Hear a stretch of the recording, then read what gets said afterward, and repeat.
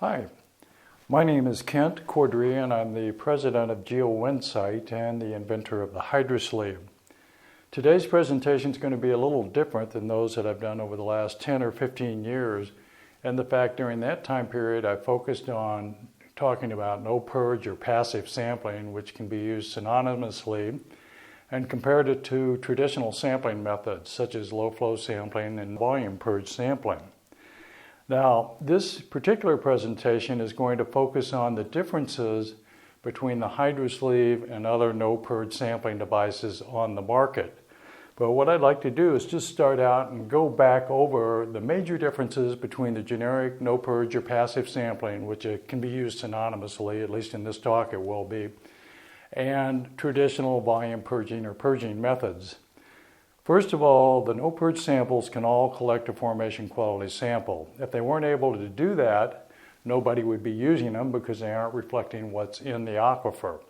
Secondly, they all are relatively simple logistically, material-wise, compared to setting up and doing purging or pumping a well or bailing a well, etc. You also save time and money, and it typically cuts either your field sampling cost in half in terms of the sample collection, or in some cases up to almost 80%, which is actually the range where the HydraSleeve gets into on the cost savings. It's a greener sampling method, and by greener I mean, first of all, there is no purge water to be disposed of, so you eliminate all the handling that goes along with that. Also the energy storage spaces that are used to drum up, let's say, hazardous materials that are being generated from purging the well. Minimizes energy consumption. Almost all no-purge devices are designed to be run manually. A lot of them can be run with one person, or samples can be collected with one person. Others require two. But the amount of energy required to transport that sample from the well screen to the surface is almost always done manually. Also, there's less exposure to safety hazards by not handling the purge water or just physically drumming up hundreds of gallons of water and trying to haul it around. All the heavy equipment that's required to do that, plus slippage, stuff like that, is eliminated when you aren't generating the purge water. Now, all these are generic, and what I'd like to do is now go into more specific stuff as it relates to the HydraSleeve. This is actually a photo of our corporate campus, and I include this because we're actually located on an acre of land and moved over here in 2008. But the first thing we did when we got the property was began to put test wells in, and we now have a series of 3 test wells out there, 3 clusters of test wells basically. And what is probably the most valuable asset that we have in terms of our location, we can go out and immediately test prototype equipment. We can actually try new stuff and develop customized equipment according to our users' needs, and oftentimes we can adapt stuff in the course of a day. We're typically out there at least 2 or 3 times a week, so we can assemble something here and try it immediately. And I would say that's probably the most important thing in terms of a material thing that we did at our location. Now, back in 2010, by far the most common question we got when a no-purge device was introduced, not only the HydraSleeve, but all no-purge devices, was, what do the regulators think? And this is probably true not only for groundwater sampling equipment, anything new in the environmental field, this is typically the first thing you hear. Now, since 2010, here's some facts. Tens of thousands of HydraSleeve samples are collected each year. And each year, thousands more wells are being included in HydraSleeve sampling. So we are seeing a very rapid growth in the use of the HydraSleeves, and I would assume other no-purge sampling systems also. HydraSleeves are used in every state and actually throughout the world. And HydraSleeves are used at many federal, state, and Superfund facilities and DoD, DOE facilities. So the bottom line is, unlike 5 years ago, most regulators have heard of the HydraSleeve, and many of them have been involved where HydraSleeves have been used on their projects. So things have changed a lot in the last 5 years. Now, I'm going to go through 10 advantages that sort of separate the HydraSleeve from some of the other passive or no-purge devices out there. Number one, the HydraSleeve falls under the classification of a grab-type sampler. In other words, it collects a whole water sample, doesn't diffuse across a membrane or isn't absorbed. So with that whole water sample, assuming you have enough volume, you can analyze for any contaminant out there. Many of the other devices that we'll get into that, rely on diffusion, are limited to certain analytes that will actually diffuse across that membrane, or if it's an absorptive thing, be sorbed on whatever the compound is they're using to accumulate the contaminants. Number two, it's very simple. Basically, there's one moving part to it in three pieces. Photo on the left, if you look at it, the reusable weight and clip shown at the bottom will last you until you lose them. They don't break down, they're all stainless steel. The sleeve itself is an elongated polyethylene sleeve sealed on the bottom, and at the top where you see the white strip with the hole in it, that's actually the upper portion. And if you look at the slide on the right over here, the lower portion of that, inside the top part of it, but what's circled is the check valve inside. It's a collapsing reed valve. All it needs to do is be able to expand to allow water to come through, and then when water tries to flow the other direction, collapse on itself. So basically you put them down and you pick them up. The HydraSleeve, when it's dropped in the well, if you look at this schematic, the center one where the sleeve is collapsed is the water pressure keeps it collapsed as it goes down. It also collapses that check valve. So as it's being lowered into the well, you can't get any fluid into it. To activate it, what you're going to do is pull up on it. When you pull up on it, all of a sudden there's a hydrostatic head or pressure on that open throat at the top, even though the check valve's below there. That's enough pressure to open the check valve, and as it's pulled up, it literally cores a sample of the water above, starting at the bottom, up. And then also, when it's full, you can't get any more fluid in it. Back pressure is on the check valve. It closes, and then you can recover it through the overlying water column without entraining any of the water in the casing. So, pretty simple. Now, it's also, the simplicity kind of lends itself to the cost effectiveness of the no-purge devices. And this is pretty typical. And assuming a 50-foot well, your reusable component costs, that would be the weights, the clips, and tether, going to run about $40 to $75 per well, and that's a one-time expenditure. Disposable sleeve costs, depending on the volume, the diameter of the wells, etc., going to range from $20 to $30 per well. So that's incurred every time you sample. But the average sampling time for a 50-foot well we're calling 17 minutes. It's actually more like 10 to 15 minutes, depending on your level of experience. But this whole combination of factors allows you to really reduce your sampling cost. And this is actually a very old study, but still pretty pertinent. It was done back in 2004 and 2005. But what they did at this particular site, the McClellan Air Force Base site, or the ex-McClellan Air Force Base, was in 4-inch wells out on site, they would put in a collection of no-purge or passive sampling devices in the well screen, recover them simultaneously, then go in with a portable low-flow pumping system, do low-flow sampling, and then follow it up and do volume purging. And they kept very accurate records on the analytical results as well as the cost when they did this. Now, these, although the times have changed, it's almost 10 years old, the ratio of the costs are pretty much the same. Basically, the pinkish stuff, or the pinkish colors are purging methods, low flow or volume purging, and you're looking at anywhere from $200 to, let's say, $230 per sample. Go to the other end of the spectrum, the green items, PDBS or passive diffusion bag samplers, HS is the HydraSleeve.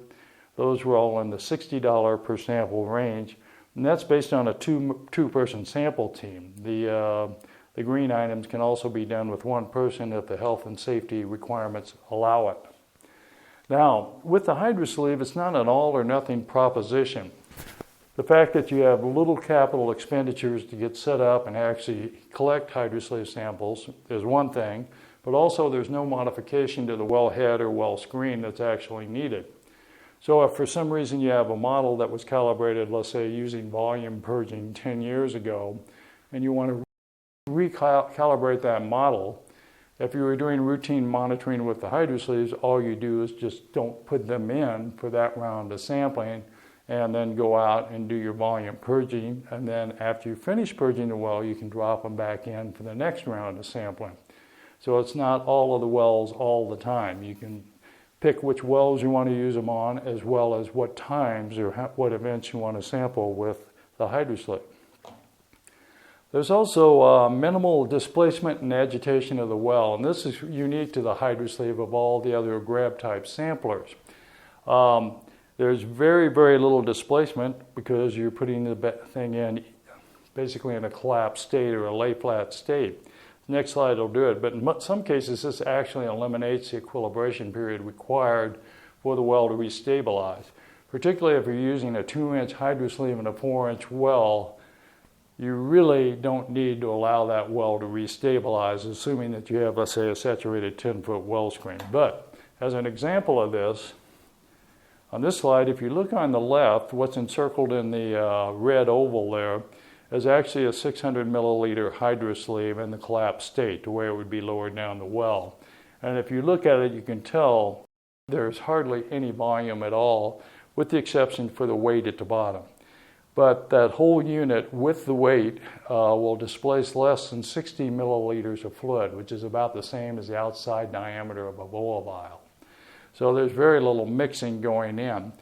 The photo on the right actually shows one. This is very old also. We have actually a new webinar coming out, or a new video coming out shortly that will demonstrate this a little more accurately. But this one is being dropped in a well through a floating dye layer. Basically, it's heated with hot water.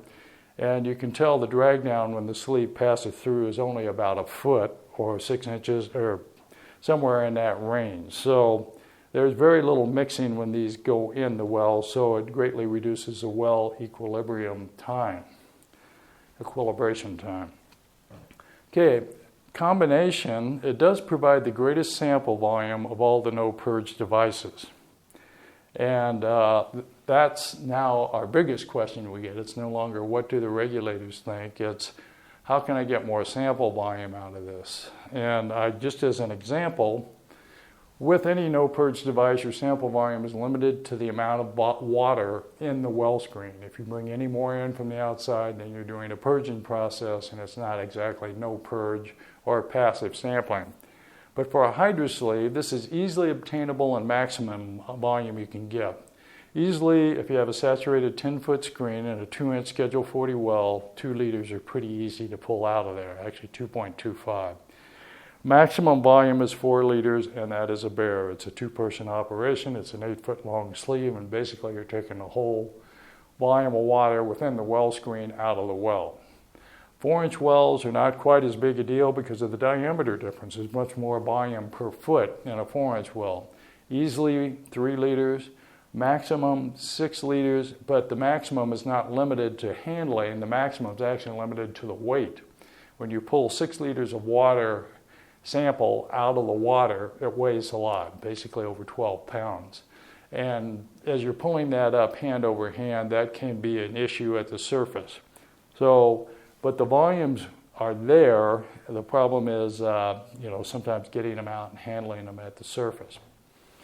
Now, combined with this, if you look at the volume that's produced and the cost of the equipment required to collect these samples in terms of HydraSleeves, it does provide your maximum sample volume per dollar of any of the no-purge devices.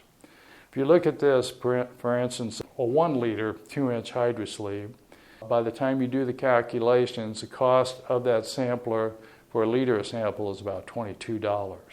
So actually you end up with quite a bit. But as you look at this chart, as you go down, and these are just standard configurations, we make many others that are customized in different lengths. But let's say we're going to do a standard 4-inch 2-liter HydraSleeve at the bottom of the chart. Obviously, as you get larger, the cost per liter of sample drops. So now we're at about $11 per liter of sample.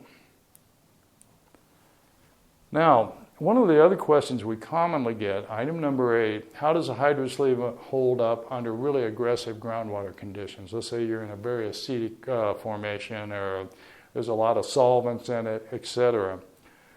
HydraSleeves are produced out of polyethylene, virgin polyethylene, and it's all polyethylene. So what we used to do is go to the charts and the rankings of polyethylene for corrosion resistance, whatever, and would quote those. And it turns out polyethylene is used to containerize a lot of really aggressive chemicals anyway.